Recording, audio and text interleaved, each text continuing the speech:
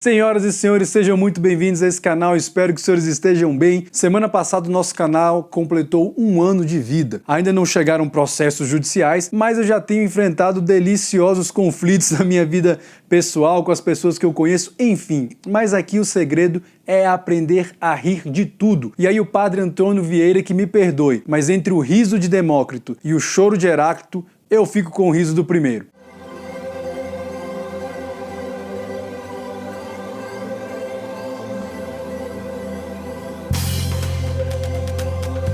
Então nesse vídeo aqui eu vou apresentar uma breve reflexão para os senhores e ao final eu faço algumas considerações sobre esse nosso 1 ano de canal. Não é novidade para ninguém que no último dia 22 de novembro o comunicador Augusto Liberato, mais conhecido como Gugu Liberato, faleceu em decorrência de um acidente doméstico. Houve uma comoção no país, muita gente lamentando essa morte. Eu confesso para vocês que eu não era assim nenhum admirador do Gugu enquanto apresentador, até porque eu já não tenho televisão em casa há mais de 8 anos, então eu não acompanho a programação de TV, muito menos da TV aberta. Mas para fazer, jus ao nome, ser bem honesto, ali na minha louca infância dos anos 90, e quem também foi criança nos anos 90 vai lembrar provavelmente, eu me lembro bem de 2 quadros dos programas do Gugu. A banheira do Gugu, e a gata da camisa molhada, que eu inclusive assisti escondido lá no Sabadão Sertanejo.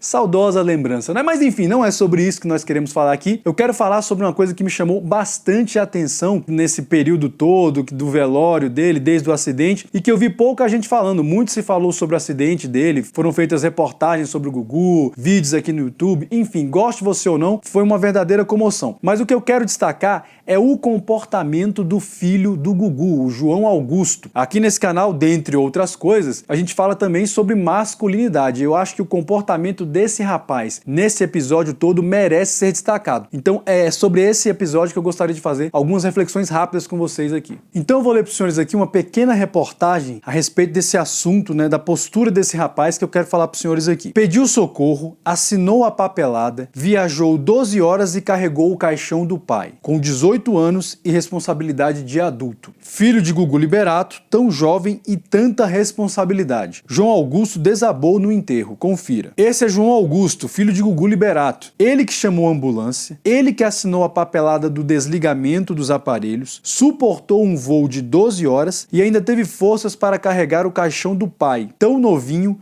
com responsabilidade desde o princípio. Que filho! E aqui tem também uma citação que ele fez em uma rede social. Vou honrar o que o meu pai me ensinou. A reportagem aqui não menciona, mas ele também foi responsável por definir como seria o velório e ficou ali o tempo todo amparando a mãe dele, consolando as irmãs dele, ou seja, ele teve uma postura extremamente madura e surpreendente para um jovem de 18 anos, se nós formos tomar como parâmetro que são os jovens e adolescentes de hoje em dia, que é o que eu vou comentar na sequência aqui agora. Quando Davi foi transmitir o reino para o seu filho Salomão, o texto nos diz que a primeira coisa que ele falou para Salomão, após chamá-lo para uma conversa, foi o seguinte: meu filho, seja homem. E Davi fez isso porque ele tinha plena convicção que se Salomão não adotasse uma postura de homem, ele certamente perderia o reinado e Israel entraria numa situação caótica. Eu não vou nem entrar no mérito do que seria ou não ter uma postura de homem aqui, porque eu já tenho discutido muito isso aqui no canal. Eu vou simplesmente partir do pressuposto que as pessoas têm uma noção geral do que eu estou falando, se tem me acompanhado já aqui há algum tempo. Pois bem, nós estamos diante de um garoto de 18 anos que assumiu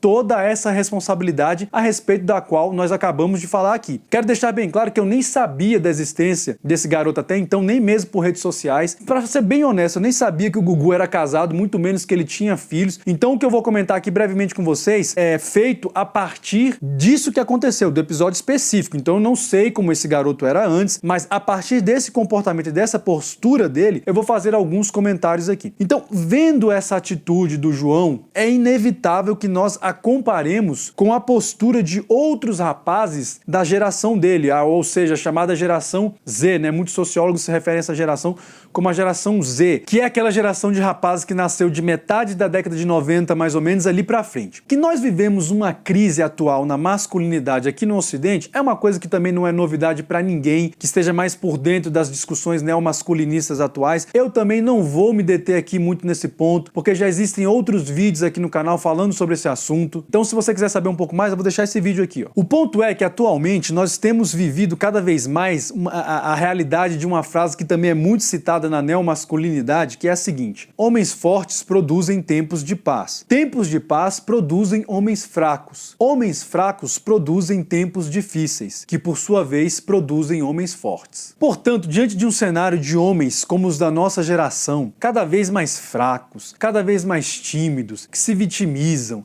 que reclamam de tudo, que problematizam absolutamente todas as coisas, que ficam procurando bodes expiatórios para todos os seus fracassos, etc, etc, etc. Eu acredito que atitudes como essa do João devem nos fazer refletir acerca de se nós estamos ou não preparados para assumirmos as nossas responsabilidades quando isso se fizer necessário. E veja bem que aqui eu não quero nem levar essa reflexão para o aspecto civilizacional, porque isso eu já fiz nesse vídeo aqui. O meu objetivo aqui é trazer essa reflexão para um aspecto muito mais pessoal, muito mais individual. Você, meu amigo, né, que tá aí saindo da sua adolescência, entrando na sua juventude, eu te faço a seguinte pergunta: se fosse com você, você teria a mesma desenvoltura, o mesmo comportamento proativo que esse rapaz teve? Ou será que você iria simplesmente se sentir completamente perdido, não teria ali capacidade de amparar a sua mãe, consolar a sua mãe, a sua família, tomar a frente de todo esse processo? Será que você realmente seria capaz? E eu vou estender essa reflexão além. Será que nós, homens da geração Y, né, que é a geração anterior, que é a galera ali, o pessoal da década de 80, será que nós também estaríamos preparados para isso? Ou será que essa geração Z é apenas um reflexo ainda mais degenerado da nossa geração Y? Fica aqui essa reflexão, porque se esse João fosse um típico, né, adolescente ou jovem, como muitos da geração, não apenas eu acho que muita gente também da geração Y, que se é muito frágil, que se desmonta por qualquer coisa, que não tem resiliência nenhuma, olha, você pode ter certeza que ele definitivamente não conseguiria ter adotado essa postura. Ele não conseguiria ter honrado o nome do pai como ele prometeu numa rede social pouco depois do acontecido. Eu já citei essa frase aqui no canal e repito: a vida nada deve aos covardes. Ela vem como um rolo compressor, meu amigo, e simplesmente te esmaga se você não tiver capacidade de se colocar em marcha,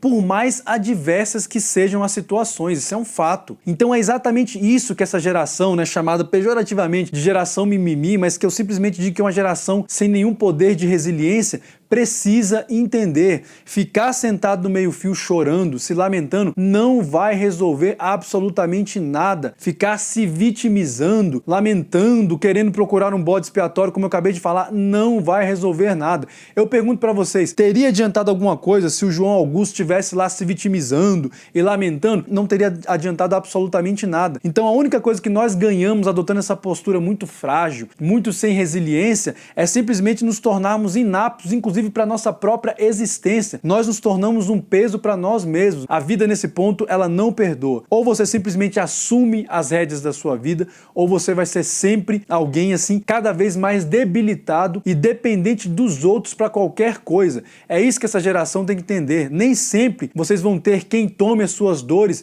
e resolvam os seus problemas. Vai chegar um momento na sua vida que ou você faz isso, ou você vai ser esmagado por esse rolo compressor. Bom, então em primeiro lugar eu gostaria de parabenizar o Gugu, que como pai conseguiu criar um ambiente onde o filho dele fosse capaz de desenvolver essa masculinidade sem essas características tão comuns dos rapazes da geração dele, que como eu falei aqui são muito frágeis e são portadores de uma profunda impotência para diversas coisas. E em segundo lugar, por óbvio, vai aqui o meu reconhecimento ao próprio João Augusto. Olha, não te conhecia antes, mas aqui, meu caro, por esse episódio pelo menos, ó, respect, man. Então você tem todo o meu respeito. Eu espero que esse seu exemplo possa aí ser divulgado, e é isso que eu tô fazendo aqui, para que ele influencie outros homens da sua geração e, meu amigo, até mesmo da minha geração, viu? Por incrível que pareça. Fica essa reflexão. Que tipo de masculinidade você tem dentro de você? Você seria capaz de agir como o João agiu? Ou você é um cara que ia ficar completamente perdido nesse tipo de situação? Senhores, para esse vídeo era isso. Como eu falei no início aqui, na semana passada esse canal completou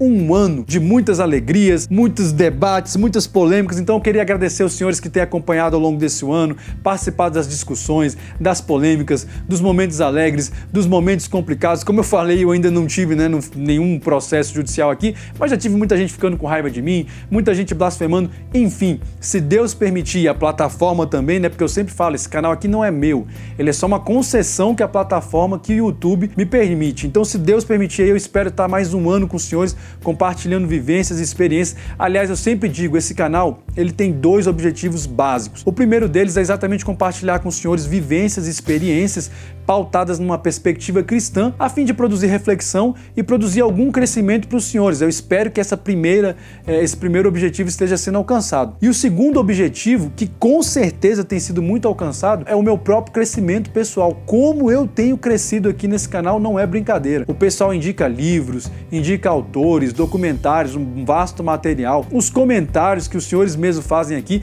eu tenho aprendido até a ser mais tranquilo, uma pessoa mais calma. Até as pessoas que vêm aqui de vez em quando para proferir elogios e comentários de esperança sobre mim. Olha, até isso você aprende a ser uma pessoa mais tranquila. No começo eu confesso, que eu ficava com a vontade de pegar o teclado e arrebentar o monitor, mas não, com o passar do tempo eu acho que o meu lado virginiano foi realmente amansando ali esse ascendente em escorpião e agora eu tô um cara muito mais zen. Eu confesso que de vez em quando ainda dá vontade de ir na janela e gritar e soltar umas blasfêmias, mas até nesse ponto você amadurece, porque você aprende a lidar com o ser humano em outros níveis. Portanto, senhores, eu agradeço demais por mais esse um ano e, como eu falei, se Deus permitir, espero estar aqui com os senhores mais um ano. Ainda tem muita coisa para rolar, muita coisa para deixar aí muita gente de cabelo em pé. Senhores, se vocês gostaram desse vídeo aqui, eu te peço que você considere inscrever-se nesse canal se você achar que isso possa ser útil para você. Deixa aqui seus comentários como sempre. Se você discorda do que eu falei sobre o filho do Gugu, deixa aqui seus comentários também, lembrando-se sempre de uma coisa: o movimento de uma única peça pode definir um jogo inteiro. Até a próxima e que Deus nos abençoe.